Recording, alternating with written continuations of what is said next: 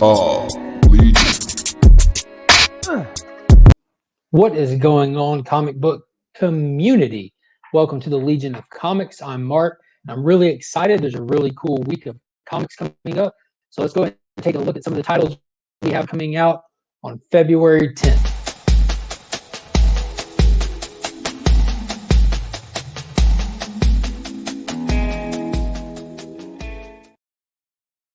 Before we jump into this list of really cool books, be sure to go ahead and like and subscribe to the channel. Ring that notification bell so you're alerted every time new videos drop.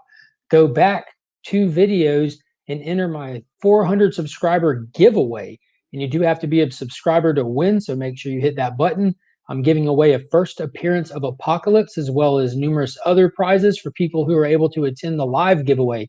You don't have to be present to win the first appearance of Apocalypse, but you do for a lot of the other prizes.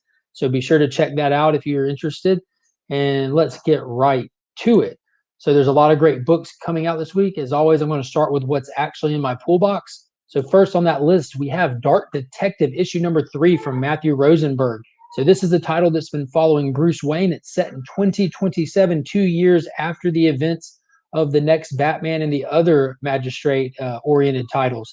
So we're finally getting to see the next Batman come face to face with the Dark Detective. We're going to see if there's any friction or if they're able to work together to take on Peacekeeper number 1 and the Magistrate itself.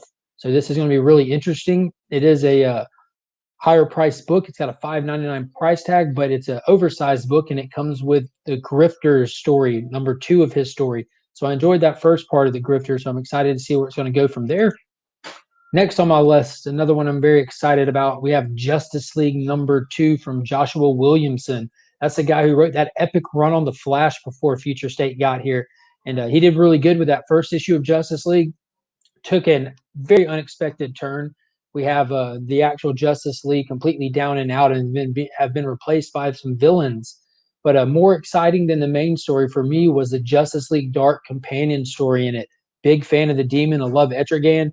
There's a wicked story, so well done, beautiful art, and the actual story in that was awesome. Merlin has taken over the world, and then he's pretty much taking out all the magic, and a small band of people left are trying to squeeze through the cracks and try to stop him. And they just found Dr. Fate. They've got the Demon. They got Constantine. They're going to take the fight to Merlin, it looks like. So I'm excited to see what happens in that one. Next up, we have a big one for Future State. This is Teen Titans issue number 2. So this is a major focal story for a lot of other titles around it. So we have that last issue where we saw that the team had pretty much been decimated. They're almost post-apocalyptic looking, and we found out that pretty much the writers of the apocalypse have wiped them out. And we've seen where Flash leads into this. The second issue of Flash came out last week, and it was a direct prequel to this story. And we also saw last week that first appearance of Red X. They kind of kept him in the shadows and revealed him at the end. So the market will end up determining if that'll be considered his first cameo coming into continuity, and this will be his first full appearance, or if they'll consider that last one. But this is definitely going to be a big story. It's content heavy. It's tied in with the Flash title as well as Shazam. So I highly recommend picking this one up if you want a good, solid read, as well as a potential spec book. Next up, we have Robin Eternal issue number 2. And that first issue really shocked me. I wasn't expecting it to be as good as it was, but it was fantastic.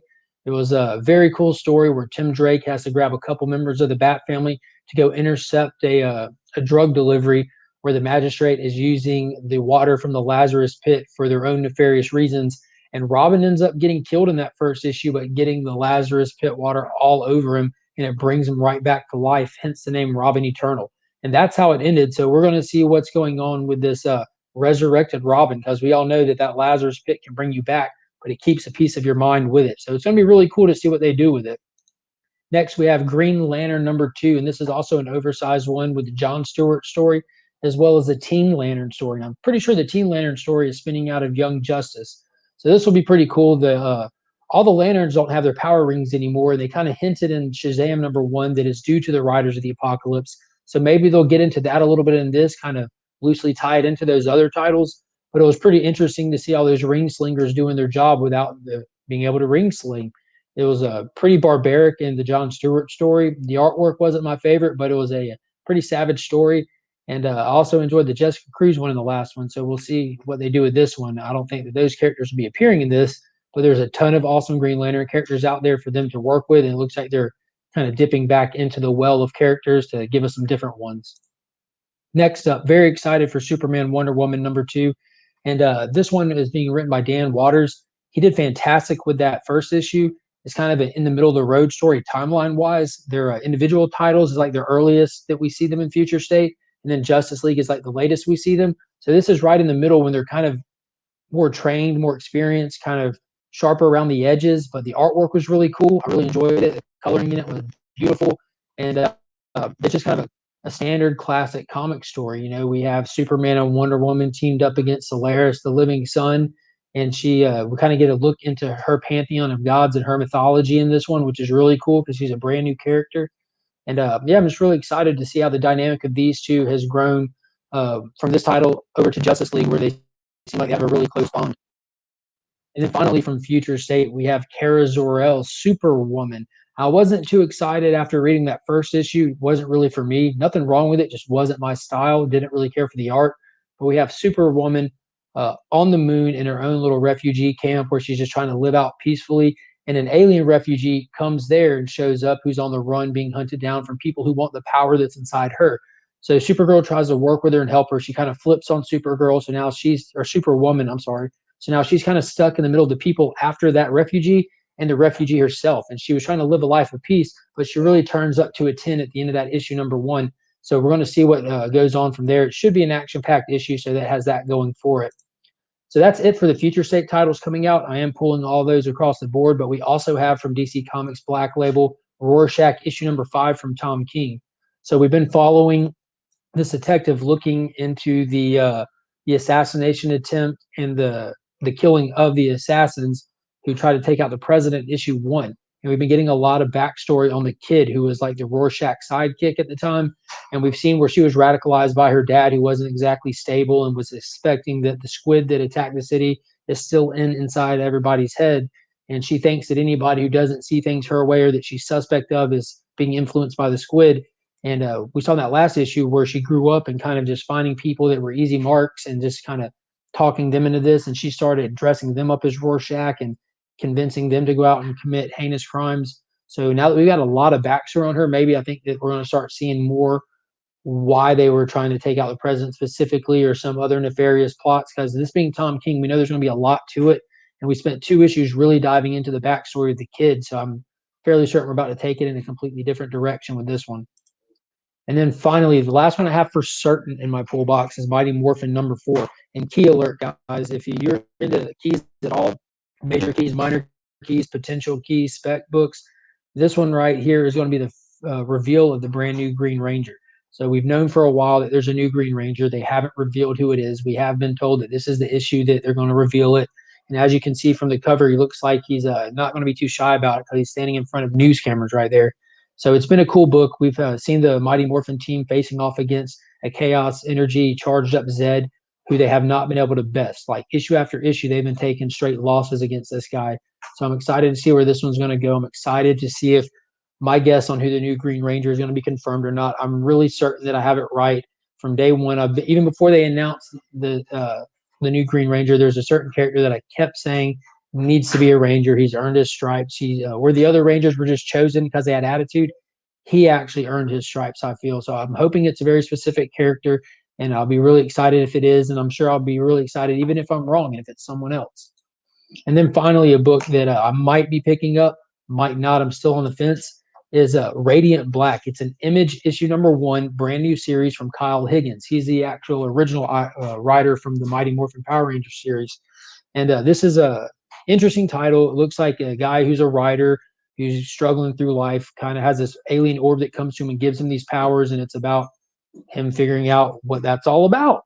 But the most interesting thing for me about this isn't necessarily the writer or the kind of obvious knockoff of a Power Ranger, but it's this 1 in 50 incentive variant. That's the Goni Montez variant. He's doing the exact same style that he did with the Rangers holding their helmets. So that's kind of cool and, I don't know, kind of sad on the level that this same artist is changing publishers and changing books and still doing the exact same helmet. But I think they're trying to bring over some of that Power Ranger fan base over to this one.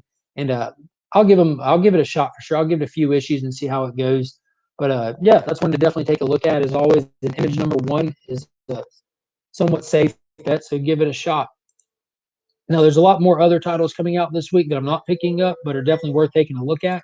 We have a lot of King in Black tie-ins. We've got Daredevil 27, Fantastic Four issue number 29, Thunderbolts 2, a King in Black, Black Panther number 1. We have Sword number 3, and that's 5 King in Black tie-ins. So we'll see how that expands on that event. Then we have Amazing Spider-Man 59, as well as Eternals number 2, Wolverine, Black, White, and Blood. A couple indie titles we have is TMNT number 114, Homesick Pilots number 3, Scouts Honor number 2, and Origins number 4 of 6, which that's been a gorgeous book. I'm a couple issues behind at this point, but the first 2 issues are really cool, beautifully, beautifully illustrated. Now, these are by no means the only things on the shelf this week, so make sure you double check and there's not anything that appeals to you that I didn't mention. And if there's anything you're reading that I'm not, let me know. Let me know if it's awesome, if I should be reading it, if I'm missing out on something great. And then after this video, be sure to go over to the Comic Vet on YouTube, subscribe to his channel, and hit those notifications, because every Sunday, me and him put up a video on his channel for our top picks of the week. So if you want to know which of these books coming out this week is number one on my list and why, be sure to go over there and check that out. He's a great channel, really cool guy. And then, as always, I'd like to thank Paul and Donna at the Augusta Book Exchange. They're the keepers of my comics, the guardians of my pool box. They always make sure everything I'm looking for is safe and waiting on me in that box. All right, guys. So, as always, thank y'all for checking out these books. Let me know in the comments which ones you're looking forward to, what you're picking up. And also, you can follow me on Instagram as well as Facebook. And that's pretty much it, guys. So, be sure to check out the channel Sunday night at 9 p.m. Eastern. I'll be doing the At Week's End episode 19, where I'll be talking about everything that came out this past week, possibly talking about this newest episode of WandaVision that was insane. So yeah, be sure to tune in. And as always, guys, thank you. And go back and enter that 400 subscriber giveaway. You don't want to miss out on that. And that's pretty much it, man. So I'm Mark, but we are Legion.